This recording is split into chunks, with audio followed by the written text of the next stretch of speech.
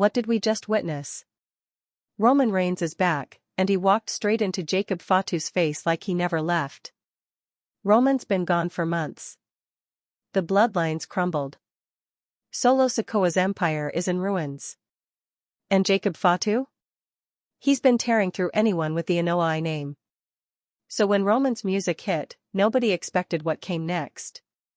This wasn't a warm welcome. No handshake. No words. Just Roman locking eyes with Jacob like a king returning to find his castle burned to the ground. You could feel the shift. This wasn't about family. This was a warning. Jacob smirked. Roman didn't blink. And just like that, they walked in opposite directions. No fists. No fight. Yet. Don't forget to smash that subscribe button, because the tribal chief didn't come back to share the throne. He came to take heads. The camera pans across a sea of flashing lights, screaming fans, cell phones shaking in anticipation. There's a low hum in the air, a storm brewing. Suddenly, the lights cut out. Boom. Dun dun. That unmistakable beat. The music. The thunder.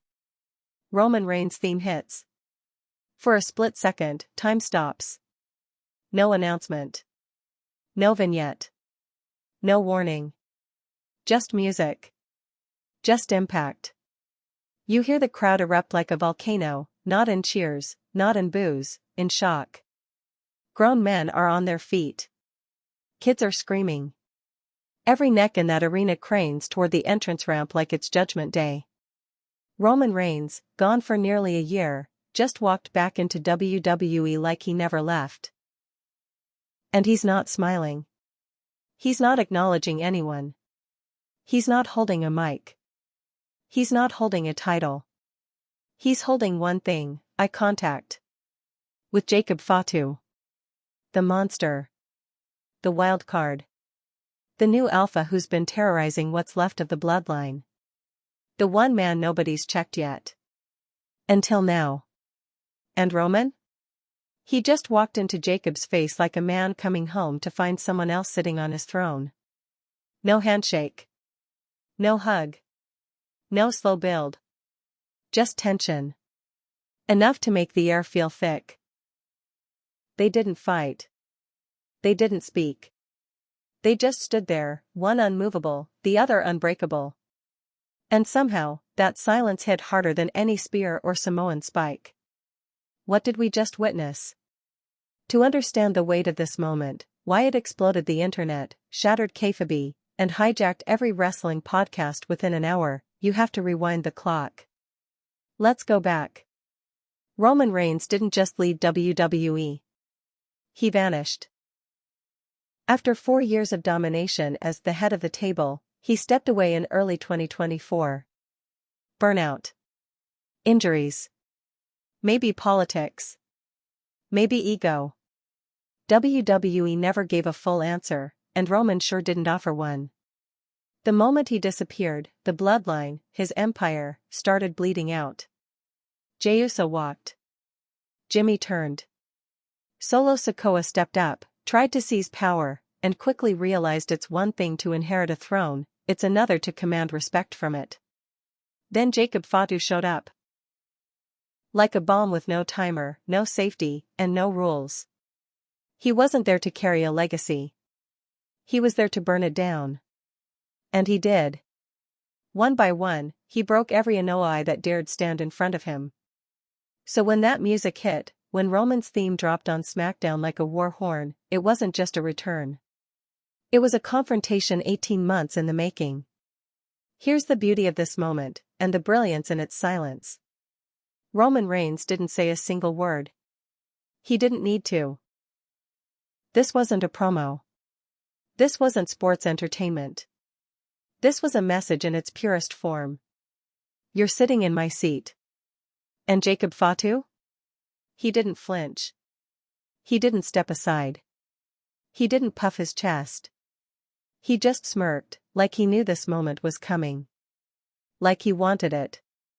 And then, in a move that might have meant everything or nothing, they walked in opposite directions. No clash. Not yet. But in those few seconds, the entire power dynamic in WWE flipped. Roman's not just back, he's hunting. For the past few months, WWE fans have watched Solo Sikoa try to hold together the Bloodline like duct tape on a burning car. Matches turned into ambushes. Brothers turned into enemies. Loyalty died in front of our eyes. But Jacob Fatu? He's not about loyalty. He's about dominance. He made it clear from day one, he's not part of the legacy, he's what happens when the legacy collapses. When the code is broken. When tribal chief becomes just a title, not a truth. And Roman Reigns just took that personally. Think about it. Roman spent years building something bigger than just a faction. The Bloodline wasn't a tag team. It wasn't a storyline. It was his empire. He weaponized family. He wrapped golden glory in Samoan pride. He owned that ring. Now, he's returning to ruins. Ashes. A monster with his bloodline in his mouth and power in his hands. And that's not something Roman Reigns forgives. Back to the moment. SmackDown. July 2025. The last segment of the night. Solo Sikoa's in the ring, pacing like a man who just got bad news. Jacob Fatu's music hits. He walks out with that reckless swagger, that I wish you would energy. The crowd's already buzzing, is this another beatdown? Then, boom. Roman's theme. The camera pans, searching. The crowd rises like a wave. And when Roman walks out? It's not dramatic. It's surgical. Precision. Calm. Like a lion walking into his den and finding another alpha sitting on his kill. And the stare they share? It's not flashy. It's not theatrical. It's real. Wrestling fans know the difference. This wasn't just part of the show. This felt different. It was two men with a century of legacy behind them, staring into each other's souls like only blood can. This is what WWE fans live for. Moments. Not just moves. Not just finishes. Moments that mean something. When wrestling is done right, it stops being fake fights in tights. It becomes myth. Shakespeare. Tribal warfare dressed in pyro and gear. And in this one, silent, perfect moment, WWE reminded us it's capable of greatness again. Roman Reigns is back. Jacob Fatu is already there. And there's no room for two kings at the head of the table. This video's not just breaking down a return. It's unpacking a war. A war for legacy, power, family, and pride.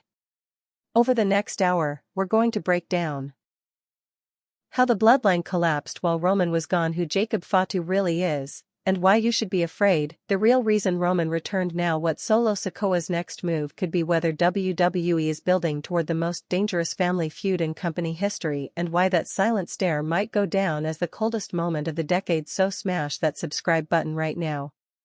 Because the tribal chief didn't come back to share the throne. He came to take heads.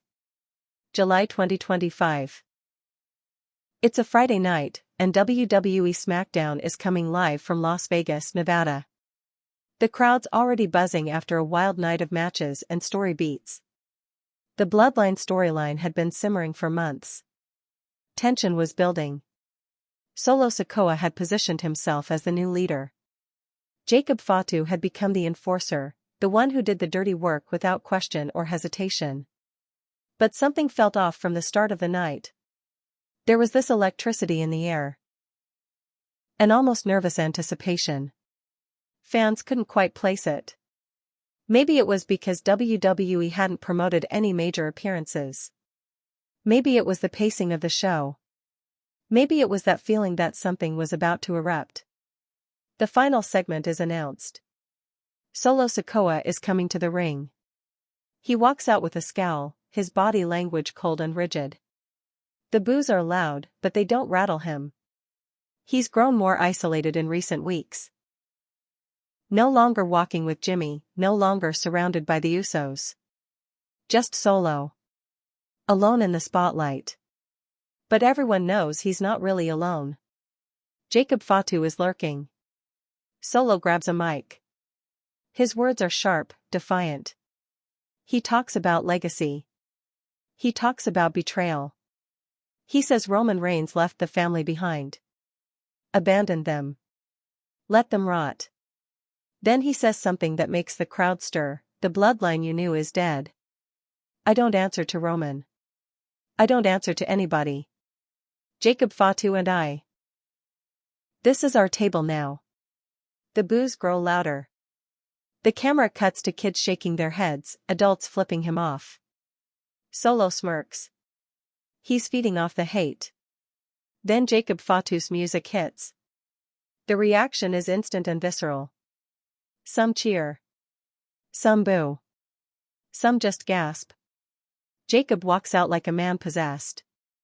Braided hair swinging, his chest rising with every step, eyes locked forward. He's got that look that tells you he's not here to talk. He's here to tear the roof off. He gets in the ring. No music. No mic.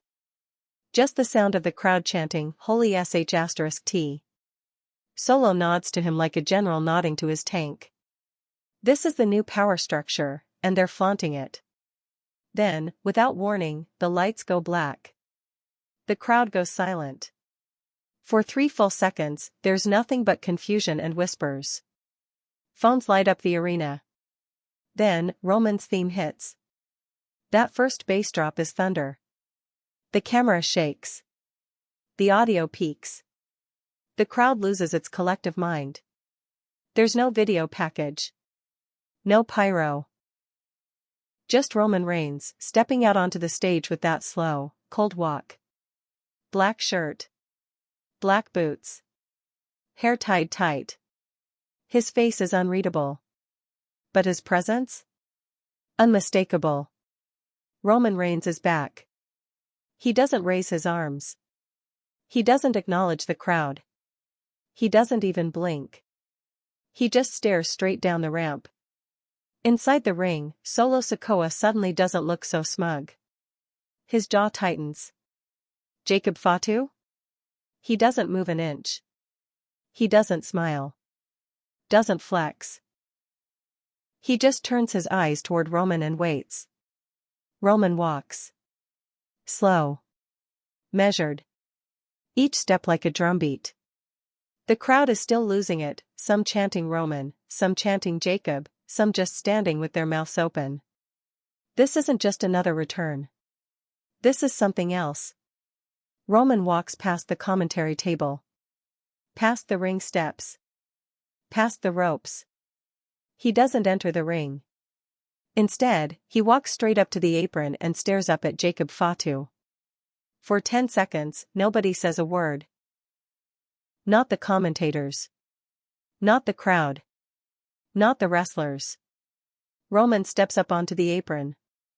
The camera zooms in. Jacob Fatu walks toward him. They meet, eye to eye. 1 inch apart. Neither man blinks. No words are exchanged. No fists fly. But the message is deafening. I'm not here to play. I'm not here to negotiate. I'm here to reclaim what's mine. Jacob's lip curls into a smirk.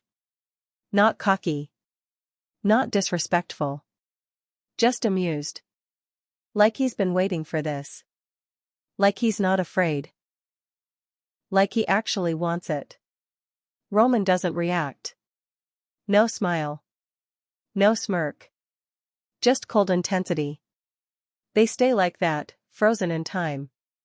Then Roman steps down. He doesn't attack. He doesn't look back. He just turns and walks back up the ramp, the same way he came. Jacob watches him go. Solo? Still standing. Still silent. The show ends. No fight. No promo. No interference. Just 2 lions staring at each other in the wild, both knowing the other's power, both knowing this isn't over. Backstage reports would later say that even some WWE staff didn't know Roman was showing up. That it was kept under extreme secrecy. That there were alternative scripts handed out just in case the surprise got leaked. But it didn't. It landed. Hard. Wrestling Twitter exploded. Hashtag Roman Reigns trended worldwide within 10 minutes. So did hashtag Jacob Fatu. So did hashtag the Bloodline. Podcasters scrambled to go live. YouTubers started recording instant breakdowns. Memes started flying. Fans started picking sides. Because that moment, just a stare, just a silent confrontation, was bigger than any match that night. Bigger than any promo. It was a message: the king is back. And there's someone else sitting on his throne. Everything about that moment was calculated. Roman didn't return for applause. He didn't come back to hug the Usos or to cut a nostalgic promo. He came back with war in his eyes. He came back for one reason: to confront the force that's been tearing through his legacy like a wildfire. Jacob Fatu had crossed a line. Not just in storyline. In energy. In presence. In intimidation. Jacob isn't like the others. He doesn't want Roman's acceptance. He doesn't want his leadership. He doesn't want his protection. He wants his spot. And Roman knows it. That's why there were no punches thrown. No chaos. Because this isn't just a fight.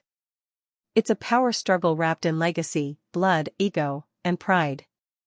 Roman walked into SmackDown not to entertain. He walked in to warn. You've woken something up. And now the real tribal chief is back. The beauty of the scene is in its restraint.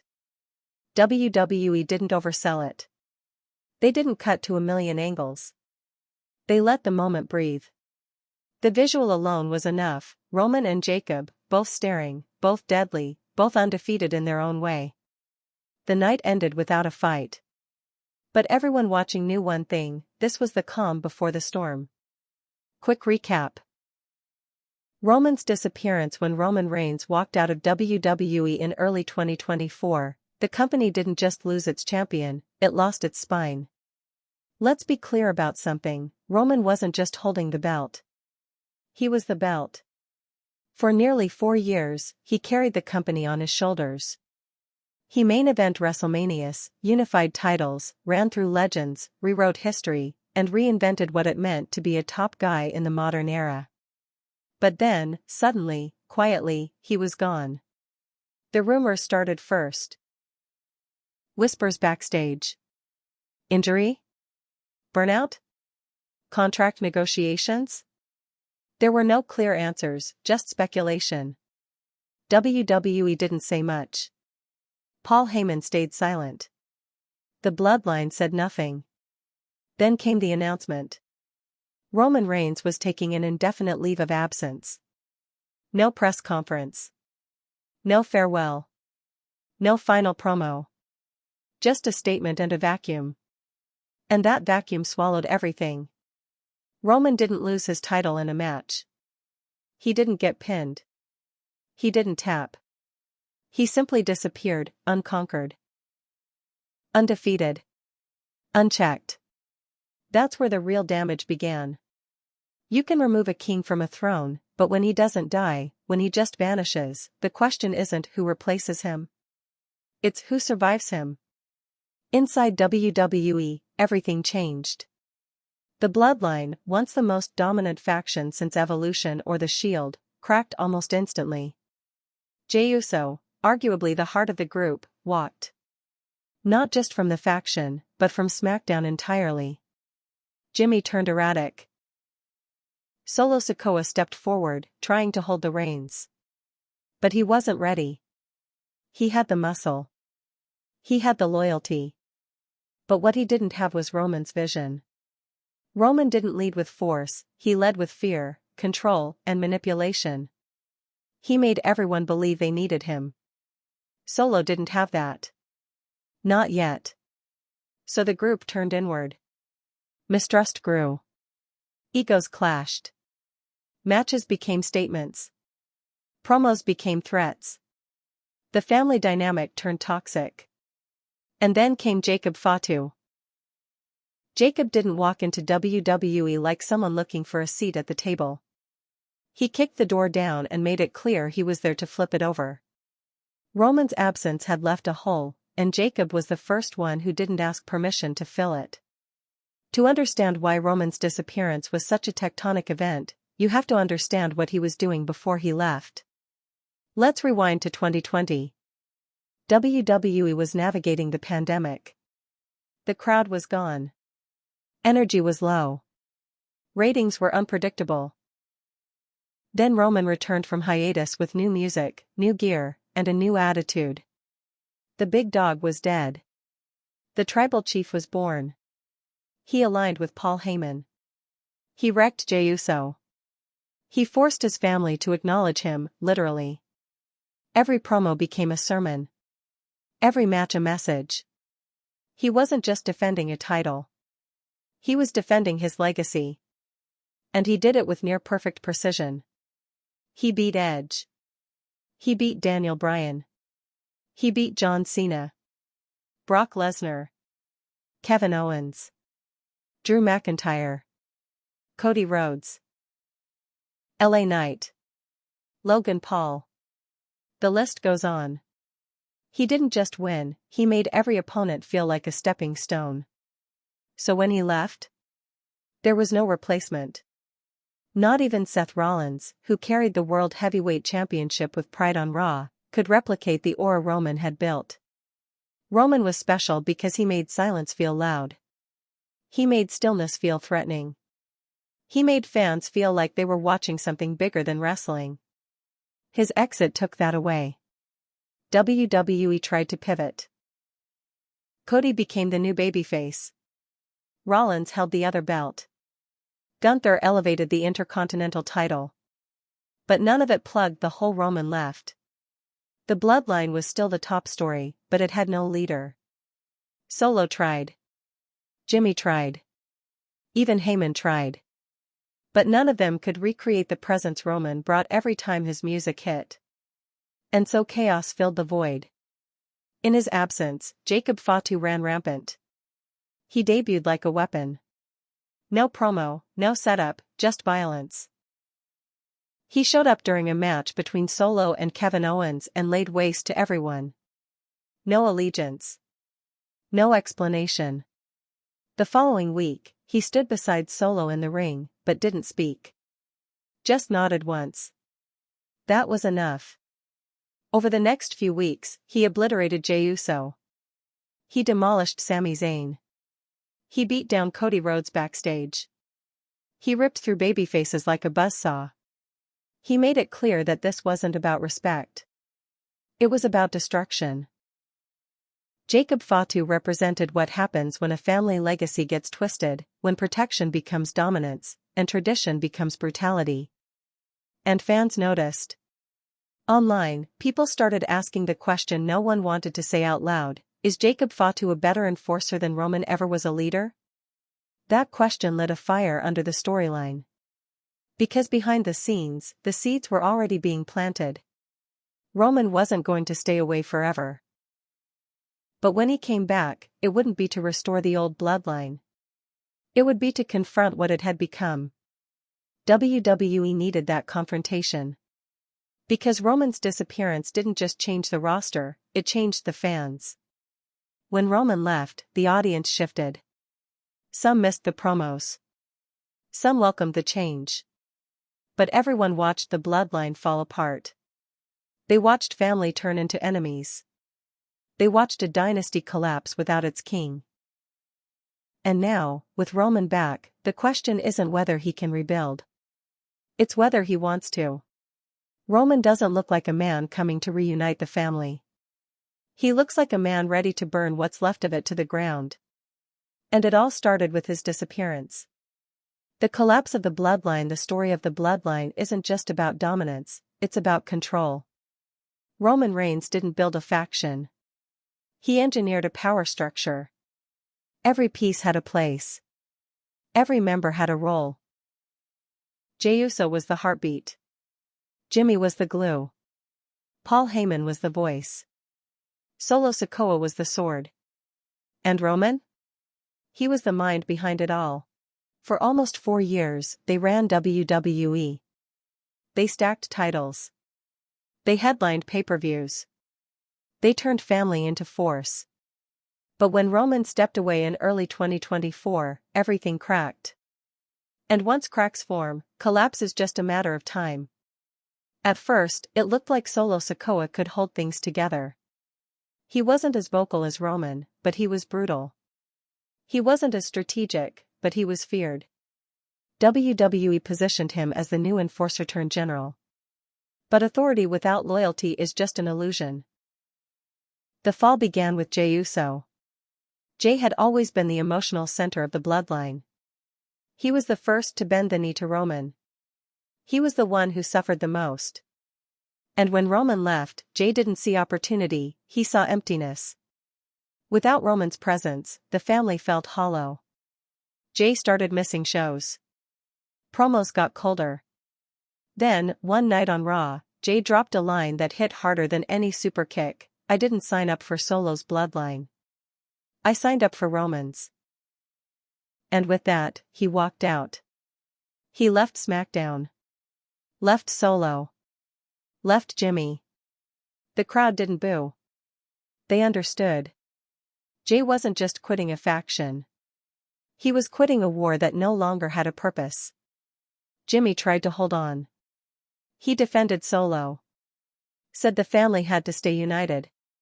He cut promos about legacy, about history, about how Roman would want them to hold it down until he came back. But the tension grew. Jimmy started losing matches. His temper got shorter. His loyalty started to look more like desperation. Then came the turn. Solo didn't plan it. He didn't tease it. He just did it. On a random Friday night, Jimmy lost a match to AJ Styles. Solo entered the ring afterward like he was going to lift his brother up. Instead, he hit him with a Samoan spike so hard the camera jolted. No words. Just a body on the mat. Paul Heyman stood outside the ring, stunned. And Solo? He just stood over Jimmy and stared into the crowd. That was the first time fans saw it. Solo wasn't preserving the bloodline. He was rebuilding it in his own image. Week by week, he grew colder. More violent. Less disciplined. He didn't talk. He destroyed. He walked alone. No Jey. No Jimmy. Just Solo, and whispers of someone new joining him. That someone was Jacob Fatu. Jacob didn't enter WWE quietly. His arrival was a statement. During a match between Kevin Owens and Solo, the lights flickered. A strange theme hit. And Jacob came through the crowd like a wrecking ball. He didn't run. He didn't yell. He walked in and laid waste. Spinning runages. Flying headbutts. Steel steps. Mayhem. The segment ended with Kevin Owens unconscious, Jacob standing tall, and Solo watching from the corner like a general admiring his new weapon. That was the moment everything changed. Jacob wasn't just muscle.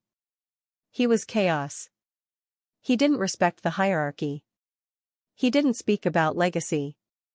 He didn't bow to Solo or Paul Heyman.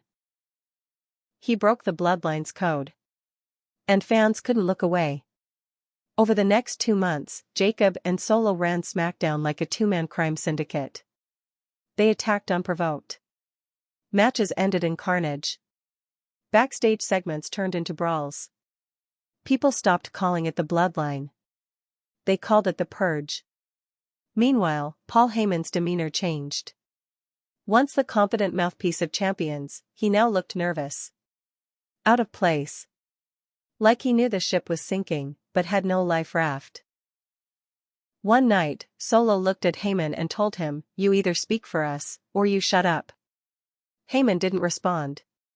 He left the ring, slowly. He hasn't spoken since. Jacob Fatu took center stage. Week after week, he proved himself the most dangerous force on the roster. Not because he won matches, because he ended them. He injured Sami Zayn. He took out Ricochet. He drove Kofi Kingston through a production table and knocked Xavier Woods out cold. But here's the thing.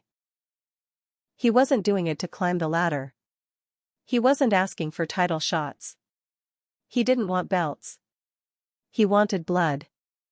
He said it in his first promo, backstage, with a single camera and no audience. This ain't Roman's bloodline. This is the jungle now. And in the jungle, there ain't no chiefs. Just hunters. That line made it clear, this wasn't a continuation of the bloodline. This was a takeover. And for months, WWE let it happen. Because chaos sells. The more violent Jacob got, the more the ratings climbed. Fans were addicted. The ones who once booed Roman for being too dominant were now begging for him to come back, because what replaced him was worse. Jacob was unpredictable. He didn't follow Roman's blueprint. Roman ruled through order. Jacob ruled through terror. But terror has limits. Without structure, chaos implodes. And as dominant as Jacob and Solo were, they weren't a unit. They were orbiting each other, barely holding on. Cracks formed again. In one tag match, Jacob refused to tag in. In another, Solo walked away mid-match. On a backstage segment, Jacob said, "I don't take orders. Not from Solo. Not from anybody." And then came the rumors. Roman's return was coming. You could feel it. The crowd started chanting his name again. Commentators dropped subtle hints. The Bloodline graphics started using darker tones, almost like WWE was bracing for a shift. The writing was on the wall. Roman had to return. Not to save what he built, but to destroy what they turned it into. The collapse of the Bloodline wasn't a single event. It was a slow, methodical breakdown of everything Roman held together with fear, loyalty, and power. And once he was gone, the truth came out, the Bloodline was never united. It was controlled. And without that control? It imploded. Now Roman is back. And what he sees isn't his family. It's a threat. Enter the monster. Jacob Fatu's arrival. For years, wrestling insiders whispered about Jacob Fatu. They called him the most dangerous free agent in the business. A wild card. A human demolition machine. A generational talent with a chaos switch and no off button. But he wasn't on Raw. He wasn't on SmackDown. He was working the indies, making headlines in MLW, and putting fear in the eyes of men twice his size. Everyone knew his name. Everyone knew his family tree. But nobody knew when, if ever, he'd step into a WWE ring. Until he did. The date was May 17, 2025. It wasn't advertised. No teaser. No promo package. Just a regular SmackDown. Solo Sikoa was in a match with Kevin Owens. Nothing special, until it turned into a setup.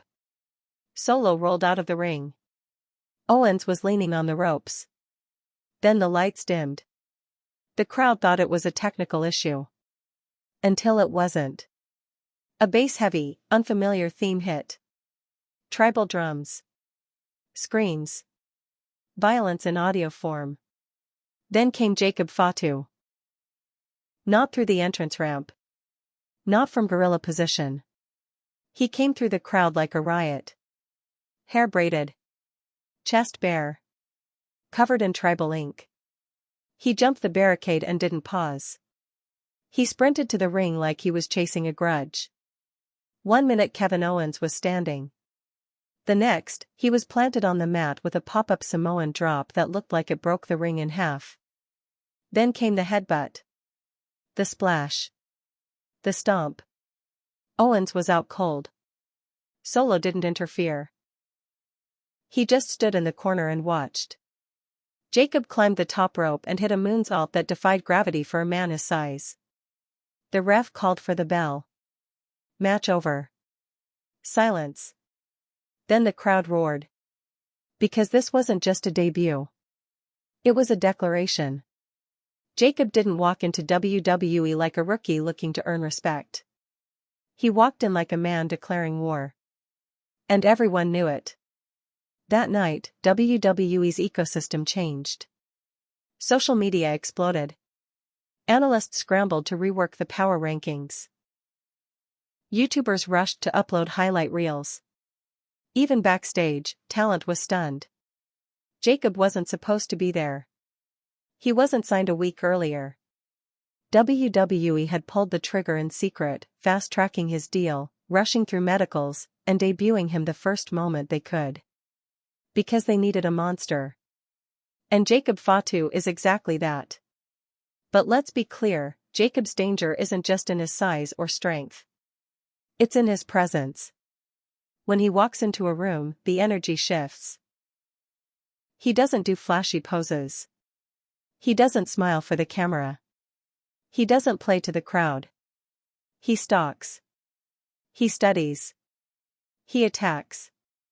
And he doesn't stop until someone's broken.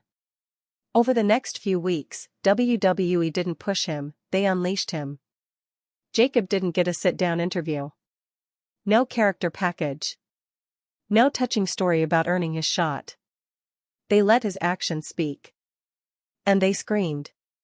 He took out Ricochet with a powerbomb on the steel steps. He brutalized Sami Zayn in a backstage segment that looked more like a mugging than a storyline. He grabbed a camera mid-match and screamed into it, "This ain't for y'all. This is for me." He wasn't trying to get over. He wasn't trying to fit in. He was making it known, the only reason he wasn't here sooner is because they couldn't handle him. And now, nobody could stop him. What made Jacob even more terrifying was his unpredictability.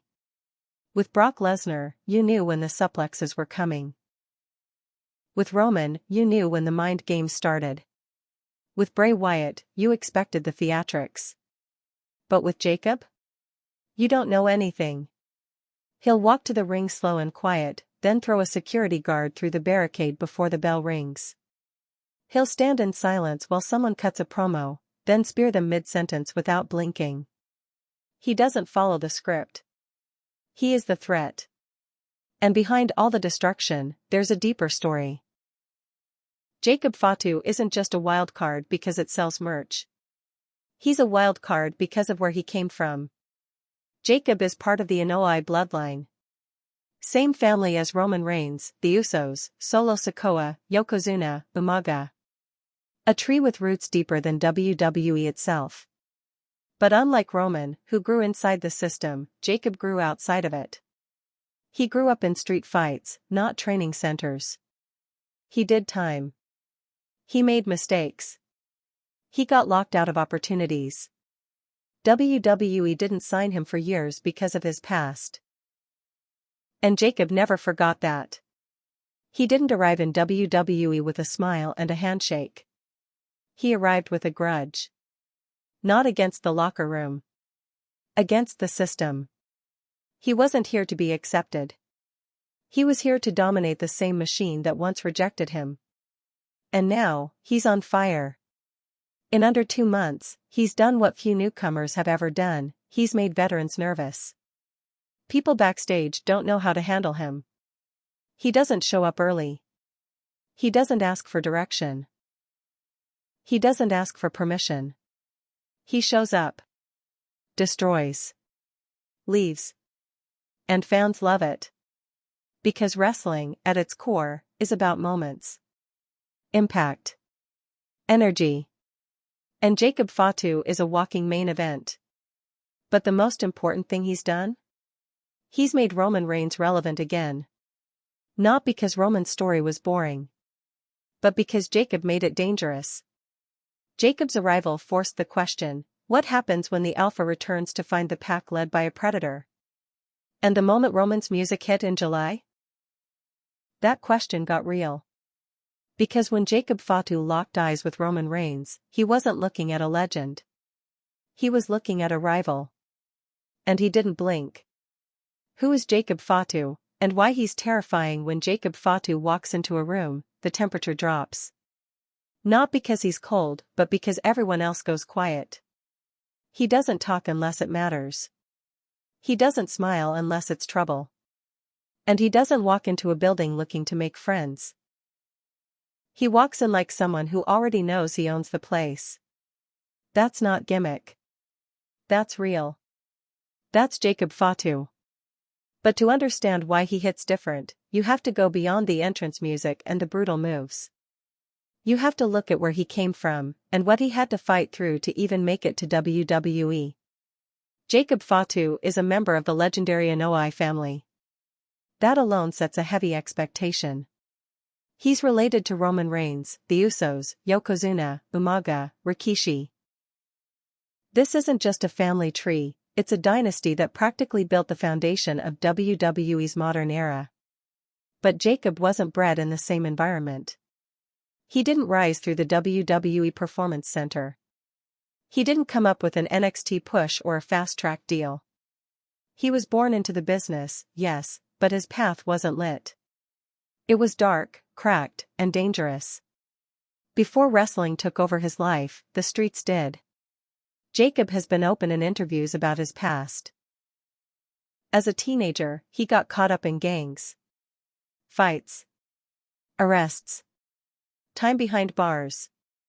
He didn't have a polished publicist version of his journey. It was messy, unfiltered, real. For a long time, it looked like he'd be another lost name in a legendary lineage. But that's what makes him dangerous. He didn't just train to fight, he had to survive. He came out the other side a different man. Not reformed in the traditional sense. Not sanitized. Just focused.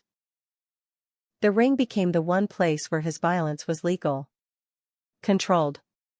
Respected. That edge, raw, barely contained, unpredictable, that's what separates Jacob Fatu from almost everyone else in WWE right now. Once he found wrestling, he didn't just take to it, he devoured it. He exploded onto the scene in MLW, a promotion known for its gritty presentation and hard-hitting talent. He didn't just win matches. He ended them. Guys twice his size were tossed around like rag dolls. The man could flip, fly, and fight with the same fluidity. He moved like a cruiserweight but hit like a heavyweight tank. In MLW, he became a record-breaking world heavyweight champion. His title reign lasted nearly 800 days. Let that sink in. In an era where belts change hands every other pay-per-view, Jacob Fatu held the top title in MLW for over 2 years. Not by politics. Not by booking favoritism. By dominance. Fans took notice. So did the industry. But WWE didn't pull the trigger. For a long time, they wouldn't touch him. His past made him a risk. Corporate types whispered about image. Background checks. Headlines. But Jacob kept building his name anyway. And every year he didn't get the call, he got meaner in the ring. Hungrier. Sharper. By the time WWE came around, desperate for a new beast to shake up the post-Roman era, Jacob didn't need WWE. They needed him. And they still do. Because there's no one else like him. Jacob is a 280-pound anomaly. He doesn't just use his size, he moves like it's not there. His superkick comes from nowhere. His moonsault shouldn't be possible. His brawling style is equal parts Umaga and Samoa Joe, with flashes of Taz and a little Mike Tyson aggression thrown in for good measure. But it's not just physical. What truly makes him terrifying is the presence. It's not performance. It's not manufactured intimidation. It's lived experience.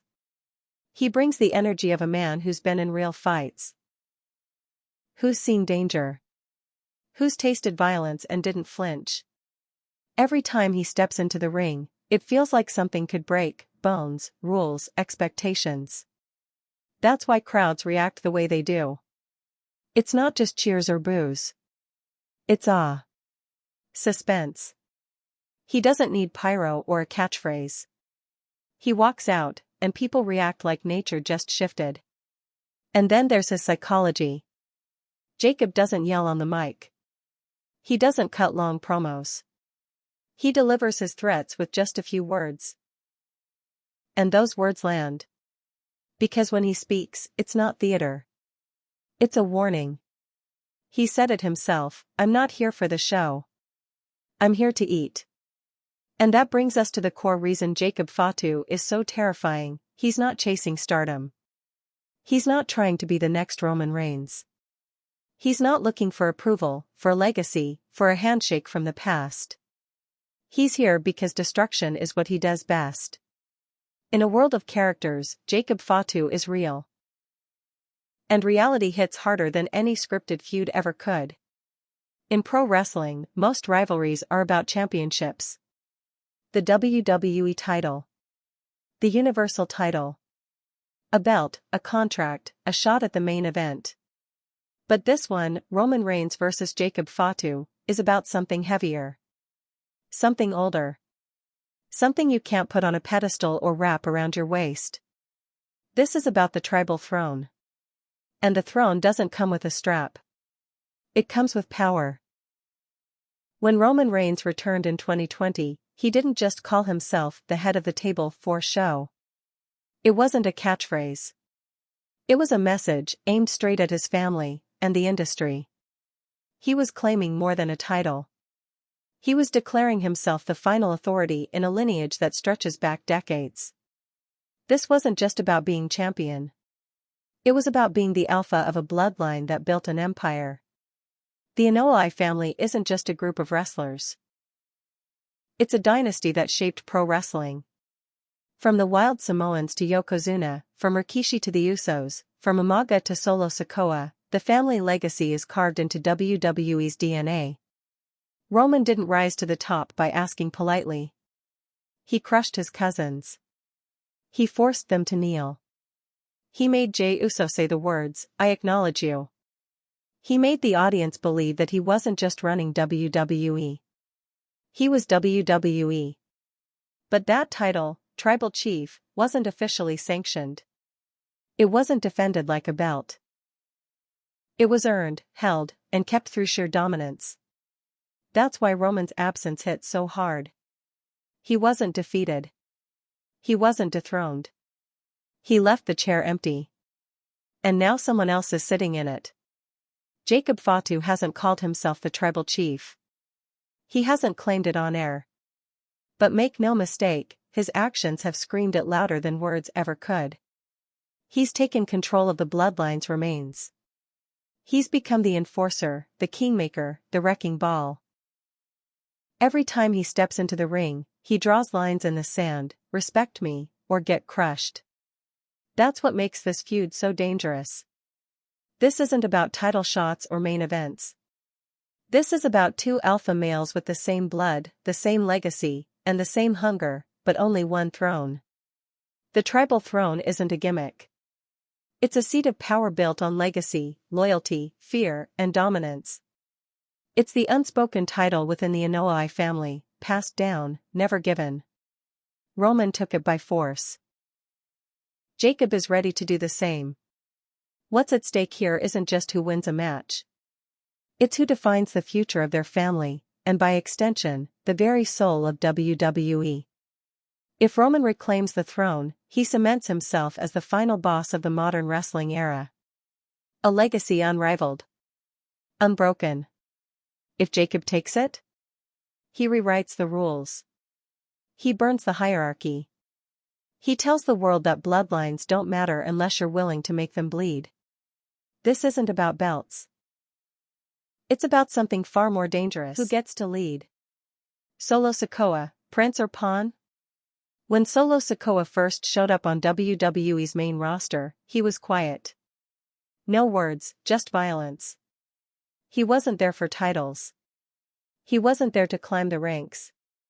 He was there for one reason, to protect Roman Reigns. He was the bloodline's sword. The silent hitman. The backup plan in human form. But when Roman disappeared in early 2024, the game changed. The Bloodline didn't just lose its tribal chief, it lost its anchor. The whole structure tilted. And someone had to step forward. That someone was Solo. At first, it made sense. He had the presence. The lineage. The aura. More importantly, he had fear on his side. No one wanted to be across the ring from Solo when he was in a mood. But leadership? That was new territory. Solo wasn't a talker. He wasn't a manipulator like Roman or a strategist like Paul Heyman. He led with fists, not with words. And early on, it worked. For a few weeks, the Bloodline didn't collapse, it paused. Solo showed up, won matches, and kept moving forward. But cracks appeared fast. Jey Uso walked out, not willing to take orders from his younger cousin. Jimmy stayed behind longer, but even he saw the writing on the wall. He wasn't being treated like a brother. He was being handled like a subordinate. And Solo made that clear when he turned on Jimmy without hesitation. No promo. No explanation. Just a Samoan spike to the throat, and a message written in silence, "This is mine now." But was it? Because while Solo was stepping into the role of interim leader, there was already someone else circling above, Jacob Fatu. Jacob didn't walk in like a second-in-command. He didn't treat Solo like a boss. From the start, their alliance was based on convenience, not loyalty.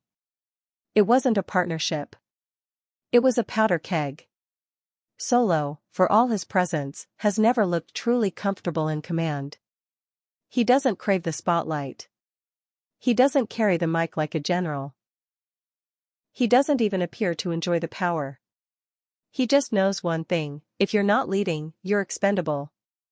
But as Jacob grew more dominant, more aggressive, the power dynamic started to shift. Fans noticed it. Jacob would interrupt Solo's matches.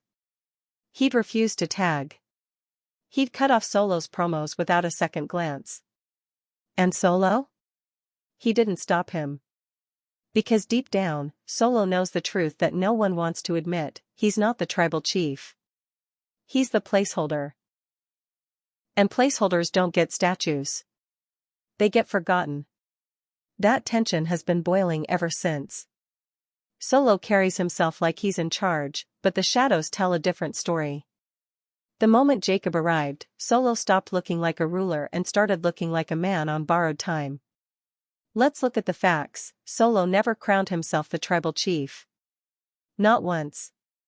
He never demanded the family acknowledge him. He never invoked Roman's name to justify his actions. Why? Because he knows Roman's shadow is long. And now, it's not just Roman. Jacob Fatu's presence has made Solo's authority look temporary, almost fragile. WWE has been playing this story like a chess game. And in that game, Solo isn't the king. He's the knight. Strong. Valuable. But ultimately disposable. Which raises the question: is Solo Sikoa a prince in waiting? Or just a pawn in someone else's war?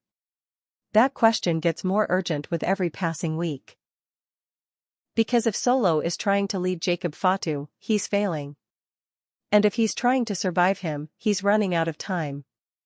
Solo's best move might be the one he hasn't made yet: choosing a side. Either stand with Roman and rebuild the order that gave him power, or align fully with Jacob and embrace the chaos that threatens to destroy everything the Bloodline stood for.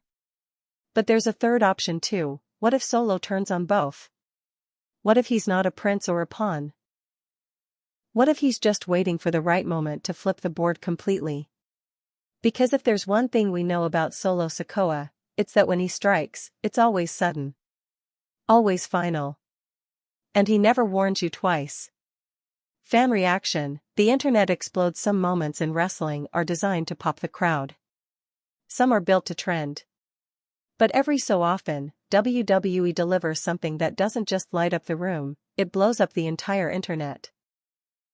Roman Reigns walking into Jacob Fatu's face was one of those moments. No fist was thrown. No mic was raised. but the impact was nuclear. Inside the arena, the energy changed the second Roman's theme hit. Fans didn't just cheer, they screamed. Some jumped out of their seats.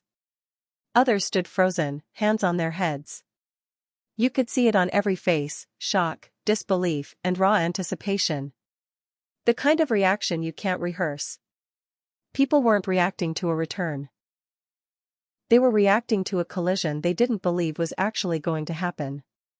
It felt too big. Too real. Too dangerous. And then came the stare down. Roman on the apron. Jacob standing firm. No music. No motion. Just tension. When the segment ended, when Roman walked away and the screen cut to black, you could almost feel the silence hit the internet before the floodgates broke.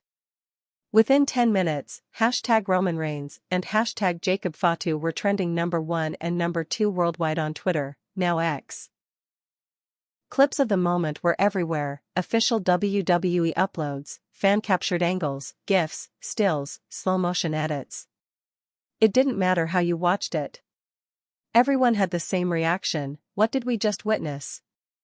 Wrestling fans are notoriously opinionated. They debate everything: gear, booking, finishes, heel turns. But for one night, the internet was united. This moment hit different. Reddit threads exploded.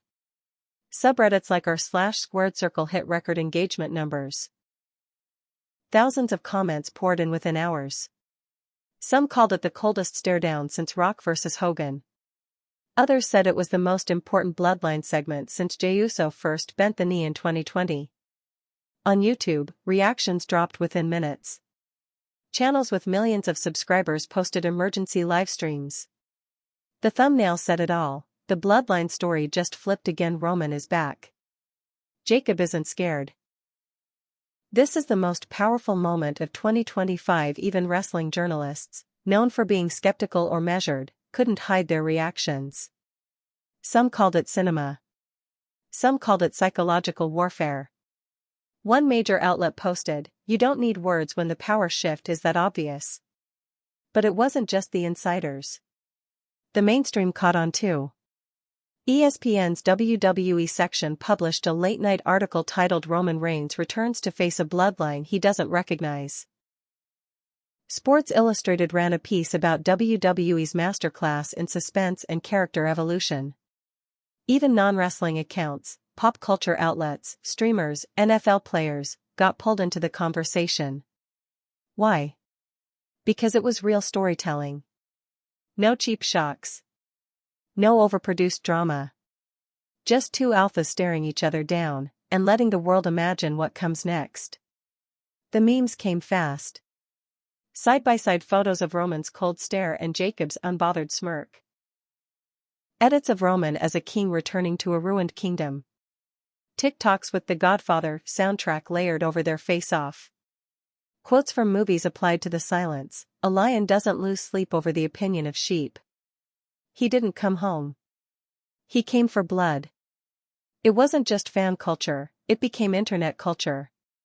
And then the theories started flying. Some fans predicted a triple threat with Solo. Others argued Jacob would break off entirely and form his own version of the Bloodline.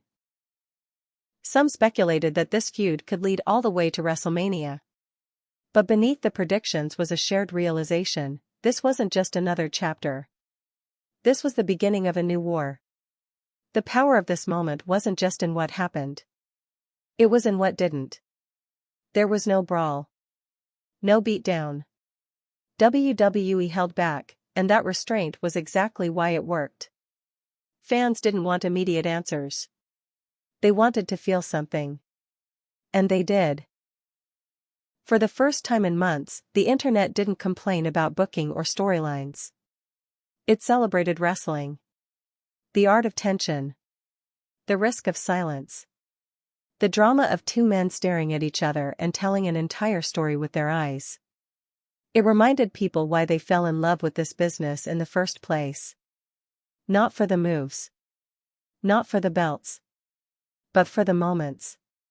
And this one? It was unforgettable. What this means for WWE. Roman Reigns standing face-to-face with Jacob Fatu didn't just break the internet or shock the fans, it shifted the direction of WWE as a company. This wasn't just a return. It wasn't just a stare-down. It was the relighting of a fuse WWE had been protecting for over a year. The moment Roman came back, it stopped being about who held the titles or who was ranked number one. It became about something deeper. Who's really in control of WWE's biggest narrative machine? Because whether you love or hate him, Roman Reigns has been the axis WWE spun around since 2020. Before his exit, he held the Universal title for over 1,300 days. He unified it with the WWE Championship. He headlined 4 consecutive WrestleManias. His Bloodline storyline turned mid-carders into stars and SmackDown into must-watch TV. When Roman left, WWE didn't fall apart, but it lost its core identity. Cody Rhodes carried Raw. Seth Rollins carried work rate. Gunther redefined what a secondary champion could be. But none of them had what Roman had, control of the narrative. And WWE runs on stories. Jacob Fatu's rise forced WWE into a corner, one they couldn't ignore. He wasn't supposed to be the new face. He wasn't prepackaged, brand safe, or overpolished. He wasn't even built to be a babyface or a heel. He was chaos, and chaos sells when it's real. In a time where the audience has grown numb to formulaic stories, Jacob made people feel unsure. Uncomfortable. Excited. He was the perfect foil for Roman Reigns, not because he opposed Roman's status, but because he mirrored it in all the wrong ways. Roman is polished. Jacob is raw. Roman is strategic. Jacob is reactive. Roman rules by order. Jacob thrives in chaos. And WWE needed that contrast. From a business perspective, this feud came at the perfect time. TV rights deals are in negotiation. Sponsors are watching. WWE is expanding into new markets and embracing more cinematic storytelling. But above all, they need heat. They need buzz. They need stories that aren't just good, they're inescapable. This one is. Already, Roman's return has sparked interest in long-term fans who'd tuned out. The Bloodline saga is being compared to the NWO, the McMahon-Austin feud, even the Shield's original arc. And what's wild is, it's not nostalgia driving this. It's evolution. WWE is betting on narrative escalation, not repetition. This isn't just another Roman return. It's a threat to his legacy. And for the first time in years, he's the one chasing the throne. From a creative standpoint, the possibilities are endless. WrestleMania main event? Obvious. But what about Survivor Series? What about a multi-generational match? What if other family members, legends, even, get involved? What if Rikishi speaks out? What if the Usos return with divided loyalties? What if Paul Heyman, the ultimate manipulator, has to finally choose between the empire he helped build and the war machine that could destroy it? These are storylines that practically write themselves, and WWE knows it. They've laid the groundwork for years. They've carefully managed Roman's booking, protected his aura, timed Jacob's arrival, and maintained Solo Sikoa's slow-boiling character arc. They didn't rush this. And now, they don't have to. Because this moment is so compelling, it buys them time. Time to build. Time to tease. Time to earn the explosion they know is coming. From a production standpoint, the feud gives WWE a fresh aesthetic direction too. Roman vs. Jacob isn't about big promos and 20-minute in-ring monologues. It's about tone. Mood. Tension. They can lean into cinematic pre-tapes, tribal symbolism, long silences, and dramatic camera work. They can make this feel more like prestige television than sports entertainment. The kind of storytelling that lives beyond the ring. And that's exactly where WWE wants to be in 2025, not just competing with AEW, UFC, or the NFL, but with HBO, Netflix, and the biggest streaming shows on Earth. In that landscape, Roman versus Jacob is gold. But there's another layer, one that speaks to WWE's future. This feud forces WWE to answer a question they've avoided. What happens when Roman Reigns is no longer the center of the universe? Because eventually, he'll walk away for good. He'll act, produce, disappear into Hollywood like Cena and Rock before him. And when that happens, who holds the kingdom? Cody Rhodes? Maybe. Gunther? Possibly. But Jacob Fatu? He might be the only one who doesn't need the machine to carry him. He's the one guy who walks in and commands attention without asking for it. He doesn't play a character. He is the character. And if WWE leans into that, if they protect it without softening it, Jacob could become the company's most dangerous and authentic anti-hero since the Attitude Era. This storyline isn't just a chapter. It's a crossroad. The return of Roman Reigns and the rise of Jacob Fatu tells the world that WWE is ready to gamble on what makes wrestling magic again: tension, danger, unpredictability, and characters who feel too real to be written. And the best part? We haven't even seen the first punch yet.